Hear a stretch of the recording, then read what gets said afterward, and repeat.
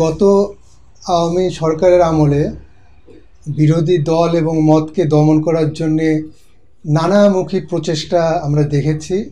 তার মধ্যে বিচার বহির্ভূত হত্যাকাণ্ড, গুম, খুন, নির্যাতন, রিমান্ড এবং মামলার ছড়াছড়ি। কাউকে পছন্দ হলো না, তার বিরুদ্ধে একটা মামলা দিয়ে দেওয়া হলো। এরকমই একটি অদ্ভুত এবং আজগুবি মামলার কথা এ দেশবাসী জেনেছিল। সেই মামলাটি হচ্ছে প্রধানমন্ত্রীর ছেলে সজীব ওয়াজেদ জয়কে অপহরণ এবং হত্যা চেষ্টা মামলা। এরকম একটি মামলায় যারা অভিযুক্ত ছিলেন তাদের মধ্যে দুজন আজ আমাদের এখানে আছেন। একজনকে সবাই চিনেন, উনি যায় দিনের সম্পাদক শফিক রেহমান। আর একজনকে হয়তো ওইভাবে করে জানেন না, তবে আমাদের সৌভাগ্য যে তিনি আজ আমাদের মধ্যে উপস্থিত আছেন। তিনি আমেরিকা প্রবাসী এবং বিএনপির নির্বাহী কমিটির সদস্য মিজানুর রহমান ভূঁইয়া মিল্টন। আমরা ওনার কাছ থেকে এই মামলা সম্পর্কে কিছু শুনতে চাই।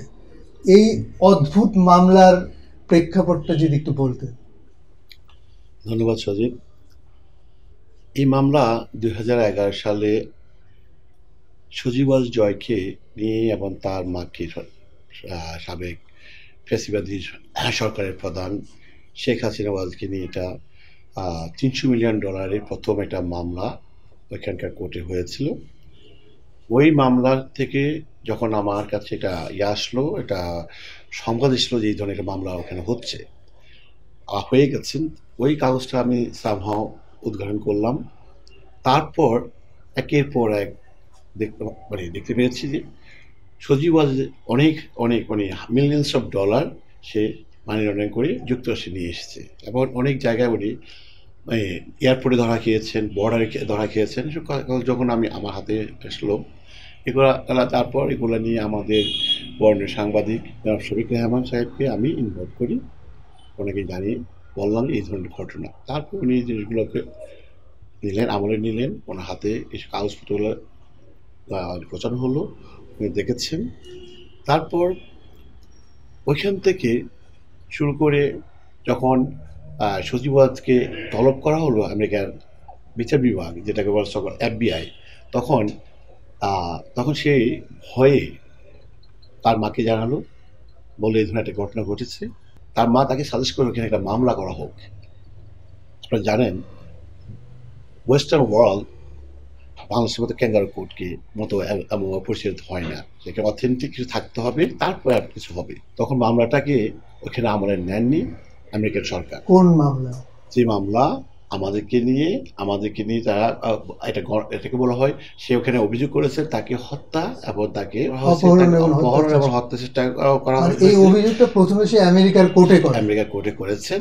তখন কোর্ট কি বলে? কোর্ট বলেছে না, এই ধরনের তো কেউ ঘটনা ঘটেনি, এখানে তো সুতরাং তুমি এই ধরনের অভান্তর কথা কেন ইয়ে করতেছো, এটা হবে না। তারপর সে তার মাকে এখানে জানিয়ে তার মায়ের কোর্টে, যেটা আপনারা নিশ্চয়ই জানেন, যেটা ক্যাঙ্গারু কোর্ট, পেটি কোর্ট নামে সবাই বলে, ওই কোর্টে, যেটা পল্টন থানার কোর্টে মামলা করেছেন আমাদের 5 জনকে মিলিয়ে। তার মধ্যে আমাদের অন্যতম ছিলেন শফিক রেহমান সাহেব, আমাদের দেশের সম্পাদক মাহমুদুর রহমান সাহেব, আমি সহ আর 2 জনকে এখানে নির্মাণ করা হয়েছে।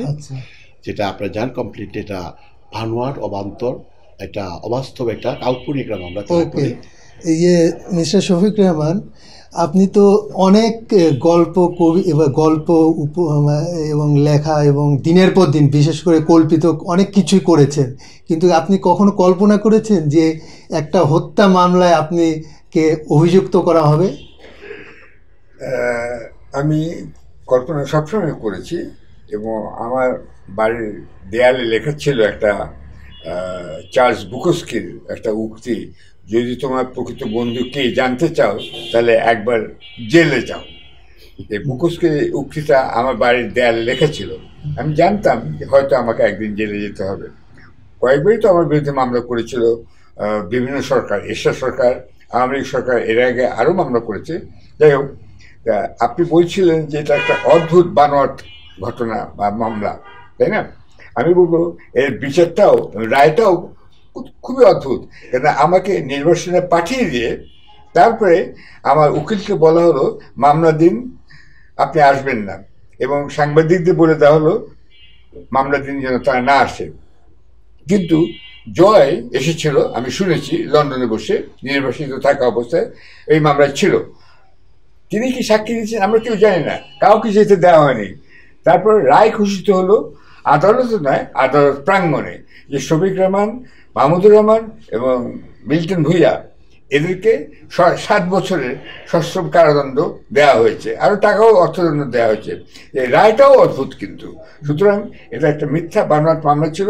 আমি জামিন পেয়েছি, এখন আশা করছি হাইকোর্টের আপিলে এটি খারিজ হয়ে যাবে এই মামলাটি। আচ্ছা, মিল্টন ভূঁইয়া, মানে এই এই মামলার খারিজ হয়ে গেল, কিন্তু এই যে জয়ের যে বিরুদ্ধে যে আপনারা দুর্নীতির যে অভিযোগ করেছিলেন, এইটার এখন কোন পর্যায়ে আছে, বা এই ব্যাপারে কি FBI বা আমেরিকান গভর্নমেন্ট কি কোনো পদক্ষেপ নিচ্ছে?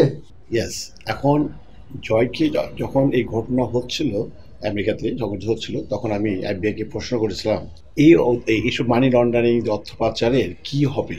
তখন আমাকে বলেছিলেন যতদিন সেই ডিপ্লোম্যাটিক পাওয়ার থাকবে ততদিন তাকে কোনো করা হবে না, যখন সে লুজ করবে তার ডিপ্লোম্যাটিক স্ট্যাটাস তখন তাকে অ্যারেস্ট করা হবে এবং তার বিরুদ্ধে অ্যাকশন নেওয়া হবে। তাই এখন হচ্ছে, অলরেডি আপনারা জানেন বিভিন্ন পত্রিকা এসেছে, সজীব জয়কে এবং তার মায়ের $30 মিলিয়ন দুদকের কাছে এমন একটা চিঠি পাঠিয়েছে মার্কিন সরকার। এখন সেটা তদন্তাধীন, এখন দুদক কি ব্যবস্থা নেবে সেটা দুদক জানেন। আচ্ছা, আপনি ব্যক্তিগতভাবে, আমি যতদূর জানি যে আমেরিকায় ব্যবসার সঙ্গে জড়িত এবং দেশেও আপনার কাজ করার ইচ্ছা আছে। এখন এই দুই জায়গায় মানে আপনার কাজ করার বিষয়টা আপনি কিভাবে সমন্বয় করছেন? আমি পুরোপুরি দেশের সাথে সম্পৃক্ত ছিলাম। 9 বছর যখন নির্বাসন রাখলো, তারপর তো আসা সম্ভব হয়নি। তারপর আমি আমার দেশের জন্য, আমি দল বলবো না, আমি দেশের জন্য আজকে যে কাজটা, মানে যে তাদের তথ্য উদ্ঘাটন করতে গেছি, এটা শুধু for the sake of the poor people, যে গরিবের টাকাগুলো তারা আত্মসাৎ করছে, সেই জন্য আমি কিন্তু দেশপ্রেম উদ্বোধে কাজটা করেছিলাম। আমি দেশের মানুষের জন্য কাজ করতে চাই। আমি সেই জন্য নির্বাচনের পরে আমি চলে আসছি, আমাদের সাংবাদিক রফিক রহমান সাহেব সহ একসাথে আমরা অ্যাপ্লাই করেছি, দেশে এসেছি। উনিও দেশের জন্য কাজ করছেন, আমিও দেশের জন্য কাজ করব। আমার সময়ে আমি আমার ওখানকার ব্যবসা দেখভাল করব, যাব মাঝে মাঝে। সেই এলাকাবাসীর জন্য আপনার, মানে আপনার কোন এলাকা? আমার এলাকা চট্টগ্রাম 3, যেটা বলে সন্দ্বীপ। আমি অলরেডি সন্দ্বীপে মানুষের প্রাণে পৌঁছে গেছি। আচ্ছা মিস্টার শফিক রহমান, এই যে অবস্থার পরিবর্তন হলো, মানে ছাত্র জনতা, অভিভাবকদের আন্দোলনে যে পতন হলো, এখন কি আপনি মনে করেন যে দেশে মানে আবার কখনো এই ধরনের স্বৈরাচারী অবস্থা ফিরে আসতে পারে? যেমন আপনি এরশাদের পরে নিশ্চয়ই ভেবেছিলেন যে আর হয়তো আমরা গণতন্ত্রের দিকে এগিয়ে যাচ্ছি। আপনি কি মনে করেন যে এই দেশ আবার কখনো এরকম বিপদে পড়তে পারে? টমাস জেফারসন, যিনি আমেরিকার সংবিধান লেখেন, তিনি কিন্তু সংবিধান লিখে বলেছিলেন যে নেতারা খালি গণতান্ত্রিক হলেই হবে না, যারা ভোটার অর্থাৎ সাধারণ জনগণ তাদেরকেই গণতান্ত্রিক হতে হবে। এখন যদি আপনার দেশের সবাই চোর হয়, তাহলে আপনি চোরকেই নির্বাচিত করতে বাধ্য হবেন। তো এটা বুঝতে হবে যে আমাদের দেশে গণতান্ত্রিক শিক্ষা চালু করতে হবে, নেতা শুধু নয়, সাধারণ জনগণের মধ্যে সচেতন থাকতে পরে, তাহলে এই ধরনের জিনিস আর ফিরবে না। যতক্ষণ